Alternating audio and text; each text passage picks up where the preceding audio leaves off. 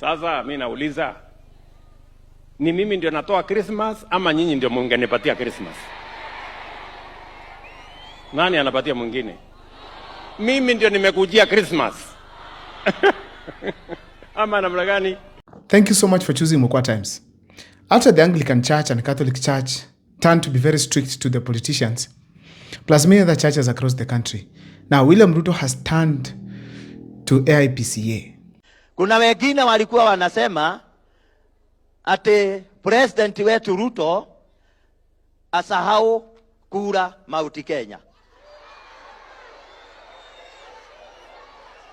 Mount Kenya ni sisi ama si sisi?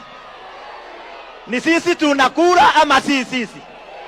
Kura zetu ni za nani? AIPCA, it's a church that he literally created. It's a church was having wrangles right, left and center, people struggling for leadership here and there, fights. Ladies and gentlemen, now, William Ruto decided to come and solve all these problems. And as we speak today, the church is stable and it's on with its functions. This church, it's majorly in Mount Kenya. Actually, I haven't had it in Kisii and other parts of the country. It's majorly in Mount Kenya.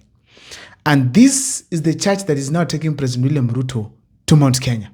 William Ruto will never forget the role Mount Kenya plays in an election. So through all means, you will be able to get to Mount Kenya and ask for votes or even get votes from there. So this time around is going with the AIPCA. It is not necessarily that William Ruto really has to get 100% support of the AIPCA church. It will just be creating a perception that he has support unlike before. That has already started. As you've seen in that clip, William Ruto is already being celebrated. And that is not just anywhere else. It's in Gatundu, where Uhuru Kenyatta comes from, Kiambu County.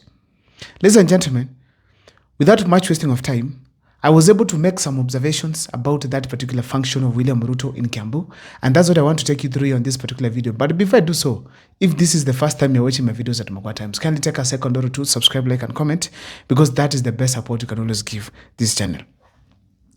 I've been able to observe what William Ruto is up to, but I've realized that he's studying the opposition keenly. Opposition, like now, Rigathi Gachagua has been very keen on the PCA church.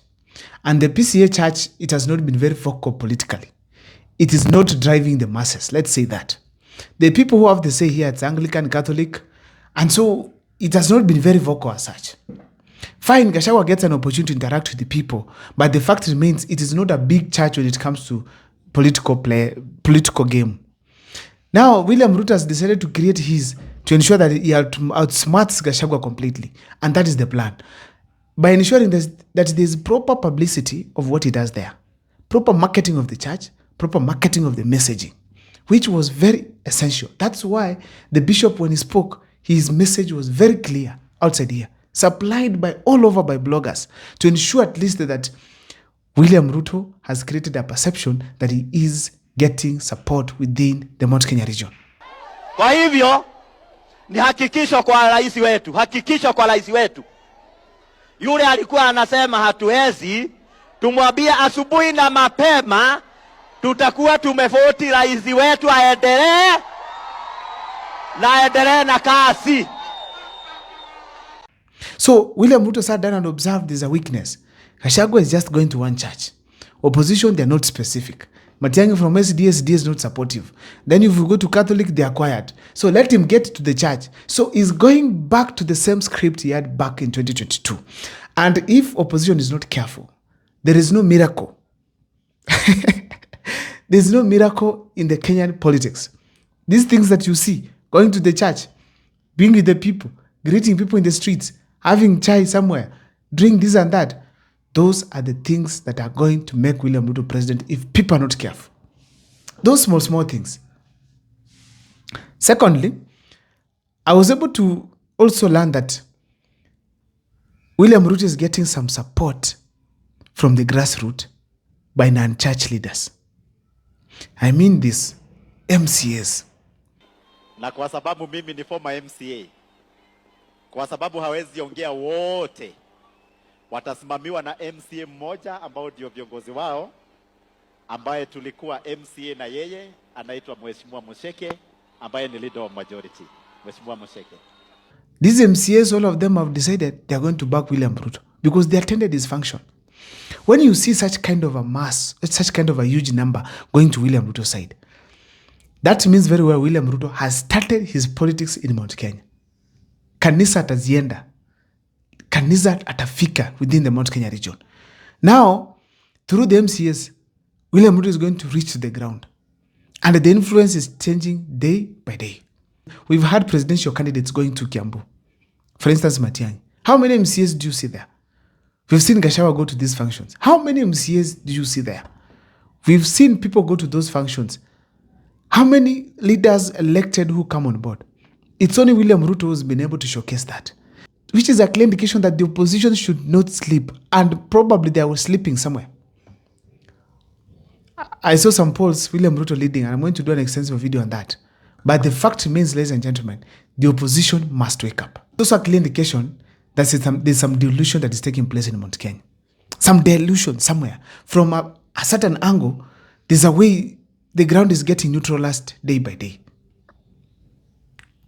And through church leaders and MCAs now, with enough money and support through functions here and there, it's going to be very possible. When I listen to the member of parliament of Gatundu speaking, I think Gatundu South or not, I'm not so sure, Karori, this gentleman was very clear of the projects that William Ruto is taking to the Mount Kenya region. So when people hear that, this president loves us, this president is focused, this president is delivering. So eventually he's going to sway one or two people to come to his side, which is making me say here today, ladies and gentlemen, that the opposition now, they have no alternative other than waking up and doing things early enough, or else it's not going to be easier. Lastly, the opposition now must be very careful not to make any mistake. They need to be close to the people, listen to the ground, and appear as people's project. Hii kujipiga kifua tuliona, niko hapa Mbeere North, kura haziwezi ibwa. Hiyo itawaumiza because kura ziliibwa kama vile mlisema. Sasa, who are you going to blame again? Yet you promised people they cannot be stolen while you are there. That is a clear indication that now things have changed, and the opposition team must avoid making any single mistake, at least that can give William Ruto a chance to be above them. Which is why, on this particular video, I'm saying that let them draw their own manifesto, ideas, and give Kenyans hope that they can buy. An idea they can buy.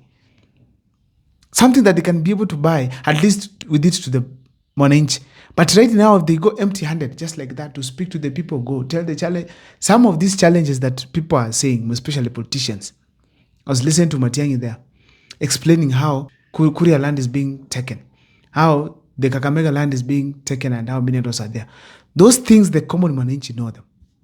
And that's the assumption the politicians have is that it's news they're telling them. No, the common Mwananchi is aware of these things. They want solutions to them. So offer as many solutions as you can to most of the problems that Kenyans are experiencing right now. If they slightly decide to deviate from that, then William Ruto will take advantage and move on. Because some of these problems we're experiencing, by 2027, some of them will be used to them. I don't know what's your take, but in the comment section, share with me on what you think in relation to William Ruto's welcome at Kiambu. My name is Abel Mugwa. Thank you so much for watching.